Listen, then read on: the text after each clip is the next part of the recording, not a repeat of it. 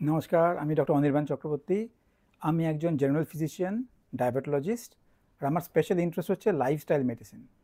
তার মানে হচ্ছে এই যে আপনার যদি কোনো রোগ থাকে যেটা আপনার লাইফস্টাইলের জন্য হয়েছে, যেমন ধরুন টাইপ 2 ডায়াবেটিস, কোলেস্টেরলের প্রবলেম, ব্লাড প্রেশার, হার্টের প্রবলেম, কিডনির প্রবলেম, ফ্যাটি লিভার, এগুলো, তাহলে এগুলো যদি আপনি আমার ভিডিওগুলো ফলো করেন আর আপনার জীবনধারায় বা লাইফস্টাইলে অল্প অল্প পরিবর্তন আনেন, দেখবেন আস্তে আস্তে আপনার রোগ কমে আসছে, ওষুধ কমে আসছে। আর যারা আমার ডায়াবেটিস অ্যান্ড ওবেসিটি রিভার্সাল প্রোগ্রামটা করছেন, দেখবেন তাদের হয়তো রোগ পুরো সেরেই যাচ্ছে, ওষুধ পুরো বন্ধই হয়ে যাচ্ছে। তাই যদি আপনি আপনার জীবনধারা চেঞ্জ করে আপনার ভবিষ্যৎটা ভালো করতে চান, তাহলে এই চ্যানেলটাকে ফলো করুন, এই ভিডিওগুলো ফলো করুন, নিশ্চয়ই খুব উপকার পাবেন। আর যদি মনে করেন আপনি উপকার পাচ্ছেন, তাহলে আপনার বন্ধুবান্ধব, পরিবার পরিজনের সঙ্গে শেয়ার করুন, তাহলে তাদেরও উপকার হবে। নমস্কার, আমি ডক্টর অনির্বাণ চক্রবর্তী। আজকে আমি ভাবলাম যে আপনাদের সামনে আমি ডিসকাশনটা আনি, কারণ সামনে পুজো আসছে আর মাস দুয়েক বাদেই পুজো। তা পুজোর সময় অনেকেই একটা ক্র্যাশ ডায়েট করে, যাতে পুজোর সময় তাদের একটু ওয়েট লস হয়। তাহলে সেটা নিয়ে আমি একটু আলোচনা করব আজকে, যে ওয়েট লস কী করলে হবে আর কি করলে সেটা সাস্টেনেবল হবে। মানে আপনি ওয়েট লস শুধু করবেনই না, আপনি ওয়েট লসটা মেনটেন করতে পারবেন। তো দেখবেন পুজোর সামনে অনেকেই অ্যাডভার্টাইজমেন্ট দেবে যে আমার ডায়েট করো তাহলে 5 দিনে ওয়েট লস হবে, আমার ডায়েট করো তাহলে 7 দিনে ওয়েট লস হবে, ইত্যাদি প্রভৃতি। তো বটম লাইন হচ্ছে এটাই যে আপনি যে কোনো ডায়েট যদি ফলো করেন, তাহলে আপনার ওয়েট লস হবে। এবার ডায়েটগুলো সংক্রান্ত আমি একটু কথা বলি যে কীরকম ডায়েট ফলো করবেন। অনেকেই দেখবেন যে ক্র্যাশ ডায়েটিং করছে, মানে সব খাওয়া দাওয়া ছেড়ে খালি সাপ্লিমেন্ট খাচ্ছে বা খালি স্যালাড খাচ্ছে। সেটা কিন্তু বেশি দিন সাস্টেন করা পসিবল নয়। আপনাকে চেষ্টা করতে হবে একটা এমন ডায়েট করতে যাতে আপনার জীবনধারাটাই চেঞ্জ হলো, আর ওই ডায়েটটা আপনি সারা জীবন মেনটেন করতে পারবেন। এবার সারাদিন তো আপনি ফলের জুস আর ডাবের জল আর সাপ্লিমেন্ট খেয়ে থাকতে পারবেন না সারা জীবন, সেটা পসিবলও নয় এবং সেটা হার্মফুলও। তাহলে কীরকম ডায়েট আপনি করতে পারবেন, এবার সেই ব্যাপারে বলি যে জেনারেলি যেগুলো ধরুন ওয়েস্টার্ন ওয়ার্ল্ডে আমি দেখি যে ডায়েটগুলো পপুলার, সেগুলো হচ্ছে, একটা হচ্ছে কিটো ডায়েট, একটা হচ্ছে ভেগান ডায়েট। এই দুখানা ওয়েস্টার্ন ওয়ার্ল্ডে এখন খুব পপুলার। এছাড়াও আছে মেডিটেরেনিয়ান ডায়েট, এছাড়াও আছে প্যালিও ডায়েট, আর ইন্ডিয়াতে সাত্বিক ডায়েট বলে একটা বলে, মানে সাত্বিক ডায়েট। তাহলে এগুলো নিয়ে আমি একটু একটু বলবো যে কোন ডায়েটটা ফলো করলে আপনার কীরকম প্রবলেম হতে পারে আর কোন ডায়েটটা আপনার সুটেবল হতে পারে। তারপরে আমি বলবো ওভারঅল কীরকম ডায়েট করলে আপনার হয়তো একটা ওভারঅল লং টার্ম ইমপ্রুভমেন্ট হতে পারে।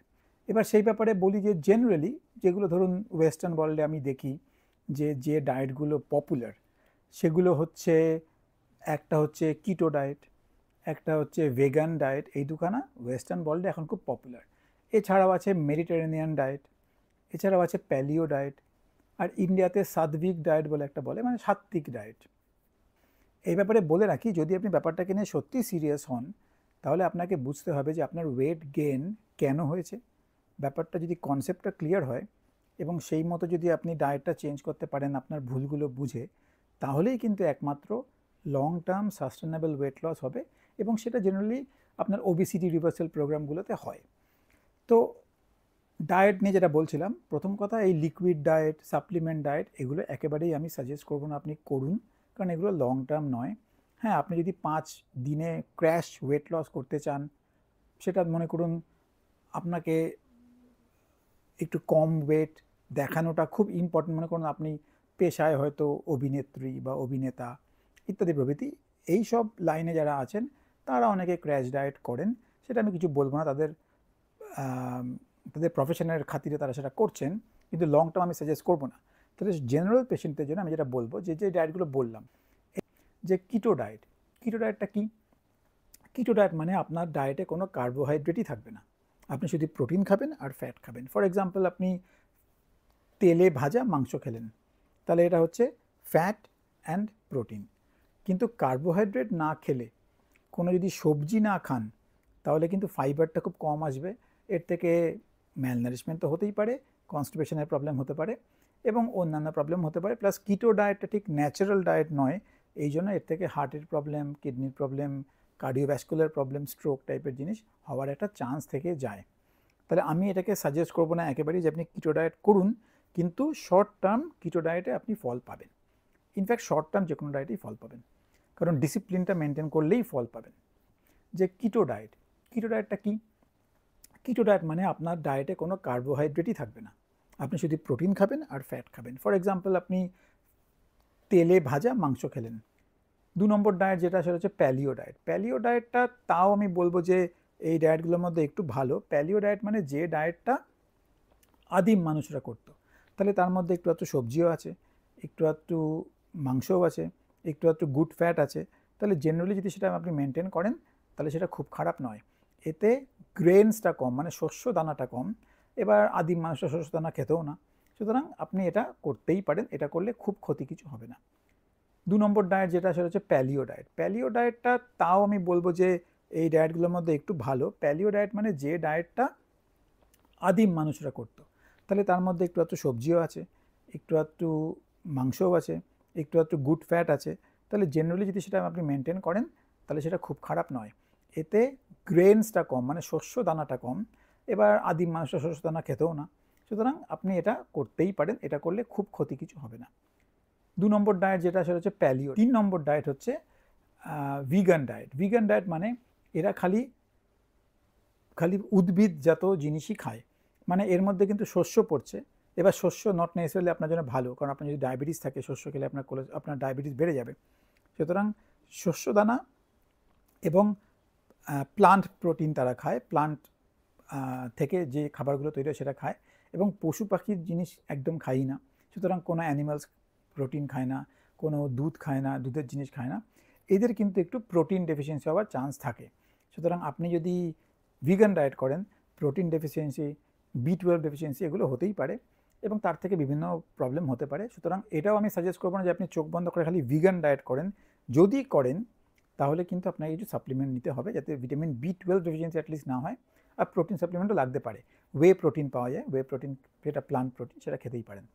3 নম্বর ডায়েট হচ্ছে ভিগান 4 নম্বর ডায়েট যেটা সেটা হচ্ছে মেডিটেরেনিয়ান ডায়েট। এবার এটা একটা ন্যাচারাল ডায়েট, এটা আমি বলবো যে ডায়েটগুলোর মধ্যে খারাপ নয়। এখানে অলিভ অয়েল, এখানে বেশি স্যালাড থাকে, এখানে একটু মিট থাকে, এখানে অল্প একটু পিটা ব্রেড টাইপের রুটিও থাকে। সুতরাং এটা একটা মোটামুটি ব্যালেন্স ডায়েট, এটা ফলো করতেই পারেন। তার সাথে ওরা জেনারেলি ওয়াইন খায়। ওয়াইনটা আমি সাজেস্ট করবো না অবভিয়াসলি, এবং ইন্ডিয়াতে এটার খুব একটা প্রচলনও নেই ওয়াইন, কিন্তু কোনো রকম অ্যালকোহল আমি সাজেস্ট করবো না। আদারওয়াইজ অ্যালকোহলটা বাদ দিয়ে যদি আপনারা বাকি খাবারগুলো খান সেটা কিন্তু খারাপ নয়। 4 নম্বর ডায়েট যেটা সেটা হচ্ছে মেডিটেরেনিয়ান ডায়েট। এবার এটা একটা ন্যাচারাল ডায়েট, এটা আমি বলবো যে ডায়েটগুলোর মধ্যে খারাপ নয়। এখানে অলিভ অয়েল, এখানে বেশি স্যালাড থাকে, এখানে একটু মিট থাকে, এখানে অল্প একটু পিটা ব্রেড টাইপের রুটিও থাকে। সুতরাং এটা একটা মোটামুটি ব্যালেন্স ডায়েট, এটা ফলো করতেই পারেন। তার সাথে ওরা জেনারেলি ওয়াইন খায়। ওয়াইনটা আমি আর সাত্বিক ডায়েট মানে কি, ওটাও অনেকখানি ভিগান ডায়েটের মতোই। ওটার আইডিয়া হচ্ছে যে যেটা ন্যাচারাল, যেটা লিভিং, যেটা হোলসাম, সেটাকে বানিয়ে ফ্রেশলি খান, ফ্রিজে ঢুকিয়ে দেরি করে খাবেন না। এটা গীতাতেও আছে যে সাত্বিক খাবেন, 3 ঘন্টা হয়ে গেলে সেটা তামসিক হয়ে যায়, সেটা খারাপ আপনার জন্য অ্যাপারেন্টলি। বাট তখনকার দিনে তো রেফ্রিজারেশন এগুলো ছিল না, সুতরাং ফ্রিজের যুগে এটা কতটা ভ্যালিড আমি ঠিক জানি না। বাট ফ্রেশলি মেড খাবার অসুবিধা কিছু নেই। কতজন করতে পারবেন আপনার নতুন জীবনধারার মধ্যে সেটা আমি জানি না, বাট করতে পারলে ক্ষতি নেই।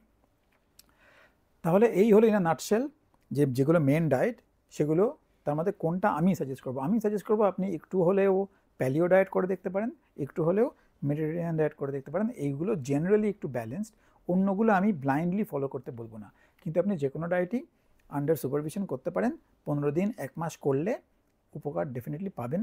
ওয়েট লস করাটা ইম্পর্ট্যান্ট, কীভাবে করছেন সেটাও important long term, but short term যেভাবেই করুন কিছু না কিছু উপকার পাবেন। সুতরাং যেটা বললাম যে চেষ্টা করুন একটা ব্যালেন্স ডায়েট সাস্টেনেবল ওয়েতে করার চেষ্টা করতে, আর ডিসিপ্লিন মেনটেন করলে নিশ্চয়ই উপকার পাবেন। তাহলে এখন থেকে যে কোনো ডায়েট যদি ফলো করেন তাহলে পুজোর মধ্যে দেখবেন আপনি অনেকখানি ফিট হয়ে গেছেন, আপনার রোগও কমে গেছে, আপনার ওয়েট লসও হয়েছে। আর যদি আপনি লং টার্ম, এই পুজো শুধু নয় 5 বছর পরের পুজোতেও আরও ফিট থাকতে চান, রোগমুক্ত থাকতে চান, তাহলে কোনো একটা ওবিসিটি রিভার্সাল, আর যদি ডায়াবেটিস থাকে ডায়াবেটিস রিভার্সাল প্রোগ্রাম জয়েন করুন, কনসেপ্টটা ক্লিয়ার করুন, ডিসিপ্লিন মেনটেন করুন, নিশ্চয়ই ফল পাবেন। ভালো থাকবেন, সুস্থ থাকবেন।